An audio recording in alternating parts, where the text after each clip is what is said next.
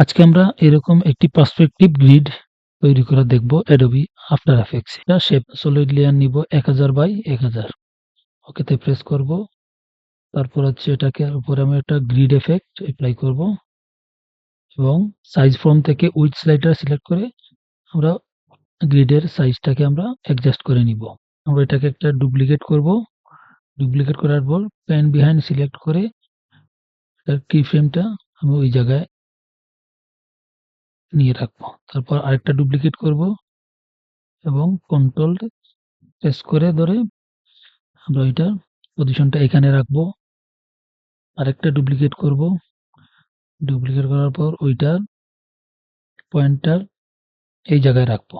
আবার আমরা আরেকটা ডুপ্লিকেট করব এবং এইটার পয়েন্টার আমরা এই জায়গায় রাখবো। রাখার পর সবগুলা লেয়ারকে সিলেক্ট করে 3D তে কনভার্ট করব। তারপর প্রথমটাকে সিলেক্ট করে আর প্রেস করে এবং ওয়াই রোটেশন আমরা করে দেব -90 ডিগ্রি। পরেরটা সিলেক্ট করব, এক্স রোটেশন করে দিব -90 ডিগ্রি। পরেরটা সিলেক্ট করে আর প্রেস করব, ওয়াই রোটেশন করে দিব 90 ডিগ্রি। পরেরটা সিলেক্ট করে আর প্রেস করব আবার এক্স রোটেশন 90 ডিগ্রি। তারপরেরটা সিলেক্ট করে এটার জি পজিশন আমরা পিছিয়ে নিয়ে নিব।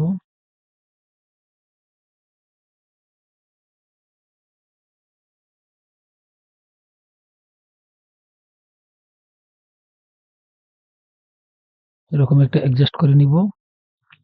নেওয়ার পর কিবোর্ড থেকে ইউ প্রেস করে সবগুলা ক্লোজ করে দিব। দেওয়ার পর আমরা একটা নিউ অ্যাডজাস্টমেন্ট লেয়ার নিব। এরপর ওটাতে একটা এফেক্ট অ্যাপ্লাই করব, ভার্টিক্যাল কম্প্রেশন, এবং ওইটার আমরা এফেক্টটাকে অ্যাডজাস্ট করে নিব। তারপর আমরা একটা ক্যামেরা লেয়ার নিব। নেওয়ার পর ওটার পজিশন প্রপার্টি থেকে জি পজিশন অ্যাডজাস্ট করে নিব। আমাদের এফেক্টটি তৈরি হয়ে গেছে। ধন্যবাদ সবাইকে। এরকম আরো নতুন নতুন ভিডিও পেতে আমার চ্যানেলটি সাবস্ক্রাইব করে রাখুন।